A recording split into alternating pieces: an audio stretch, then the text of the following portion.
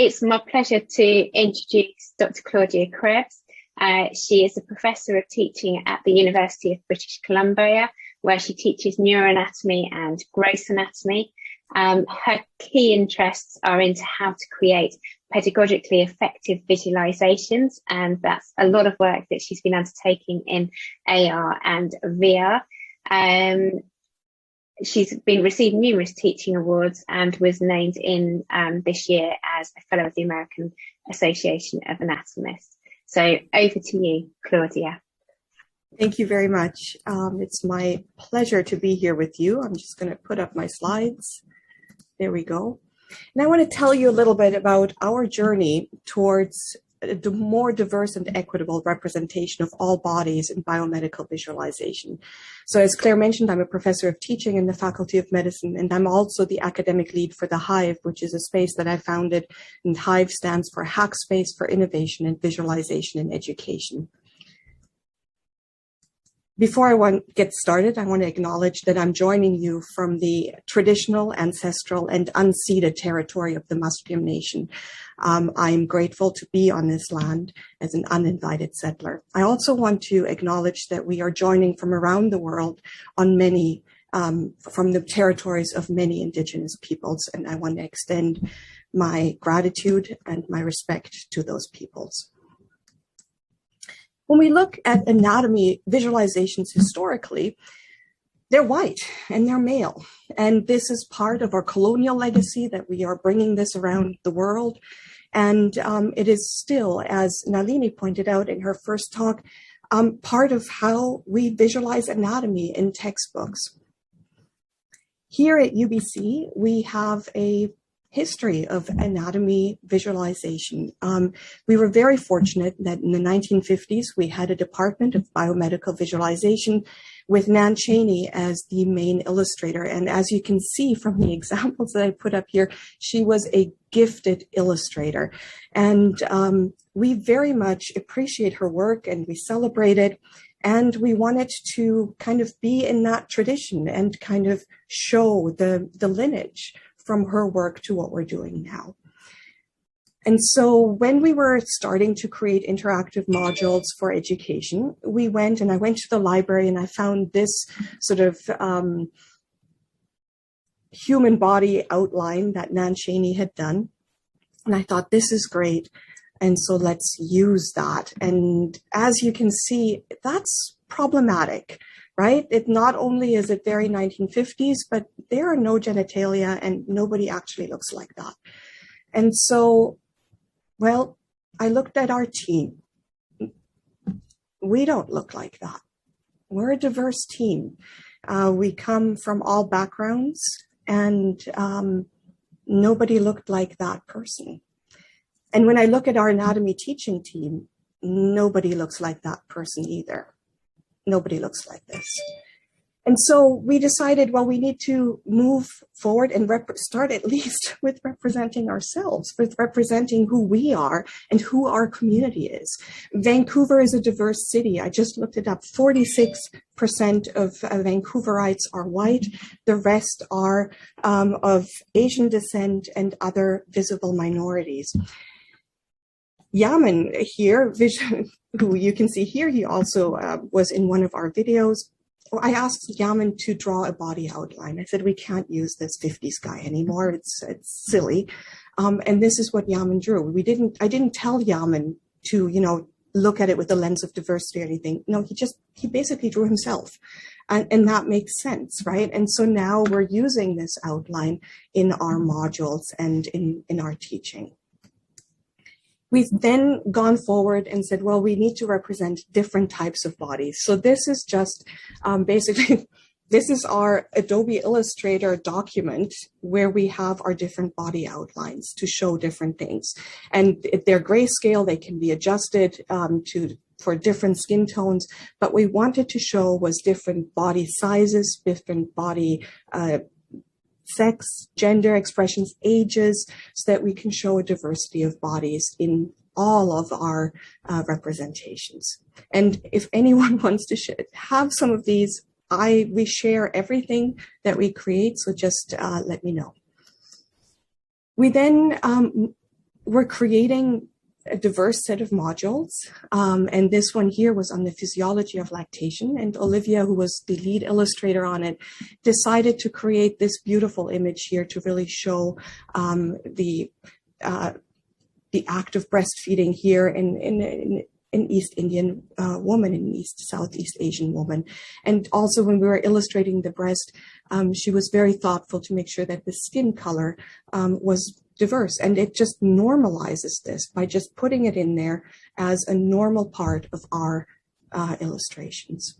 I'll show you some more examples of where this has gone.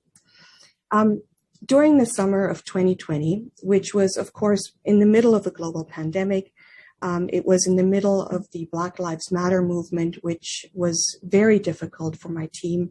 As you can imagine, when you saw the diversity of the team, this racism was not limited to the United States. It never has been. We all felt it. There was a significant amount of anti-Asian racism in the city due to the global pandemic. And as you've probably heard, Canada has been reckoning with its anti-Indigenous racism over the past years. And when we were doing these modules on breast and chest feeding, we really wanted to make sure that we showed diverse stories of people who would go forward to have issues with lactation. And so we tried to be inclusive in our coupling, inclusive in our sort of gender identity, and inclusive in sort of racial diversity, reflective of the communities that our health professionals work in.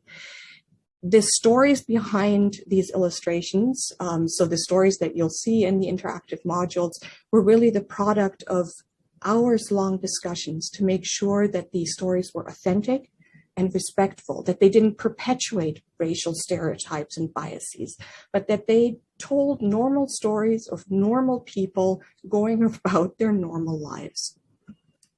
This is another example of a module that was created in the summer of 2020, and it's a module that focuses on the physiology of fetal circulation and newborn transition. And we wanted to tell this story with the person who's pregnant and who then delivers, and to show baby Caden going from intrauterine life to extrauterine life. And we wanted to make sure that we were showing things in a real way. So for example, you notice here that a postpartum, the belly is still there, as are the stretch marks. We often see in media and whatnot that after giving birth, people go back to a model kind of figure, and there's absolutely no trace of anything ever having happened to a body. We also wanted to show, and you can see it in this picture here on the right, the joyfulness of just being, without sort of making a problem out of everything, but really showing the normalcy and the joyfulness of giving birth, and in this case of giving birth as a Black woman. This module here, our embryology of the heart, was made by Dr. Oyedele, who's a colleague of mine, and there was never any, well, of course, Dr. Oyedele was acknowledged as the co-author of the module, but his person was never in the module until this summer, when one of our students said, you know, I'd really like to include some audio in the modules so that we can make the modules more accessible. A lot of people learn well through auditory stimuli and want a story told to them. So we spent the entire summer writing the storyboard and making sure that the audio was engaging and everything. And then Dr. Oyedele recorded everything, and we made a little avatar of him that is now clickable, and that will tell the story of the slide. And this is important for representation. We need to show Dr. Oyedele as a Black anatomist, as an expert who will, you click on and you hear his voice and he tells you his story about the embryology of the heart. His teaching is so effective that I assigned this module to my midwifery students this year, and we could jump right into the clinical cases. I did not have to go through the embryology of the heart with them. And I find that's a huge success story, really, in education. Here's another example of a story that was created before 2020, and it's ophthalmology module about strabismus, and Joshua created this beautiful Sophie, who, you know, has strabismus, and, you know, sort of the exams that she goes through, and just sort of showing the normalcy of this without, and really showing a diversity of patient stories and experiences. So where is the future? Well, I think, as I say here, it's a commitment and a process. It's not a one-off. It's not, oh, we've now done a module, we're good, we don't have to think about this again. It's a real commitment to diversity and inclusion and to accessibility. We have a certificate in biomedical visualization and communication, and here I'm showing you two pieces of work that have been done by students who are currently in the program. And this program really has an emphasis on anti-racism and on inclusion and equity. And I want to highlight Rebecca's work here, who's, you know, kind of showing the biomechanics of prosthetics on a black hand, and how important it is to, when you're making the silicone mold, to match the skin tone so that this is seamless. Milo Ira has been a real advocate for diverse body representations, and he's been a real advocate for Indigenous representations in his work. And I think this is important as we educate the next generation of visualization and communication experts. We need to give this type of information, this approach with them, and normalize it. There's no reason why we cannot use this body template to show sensory and motor loss in a patient. It doesn't have to be the 1950s stick man. And so with that, thank you very much. I'm very grateful to the UBC Faculty of Medicine who supports this work. And if you want to check out more about us, this is the website for my team. And here again, the team. And I really want to make sure that I mention everybody by name. As you can see, it's a large team, and I'm very, very fortunate to work with them. Thank you very much.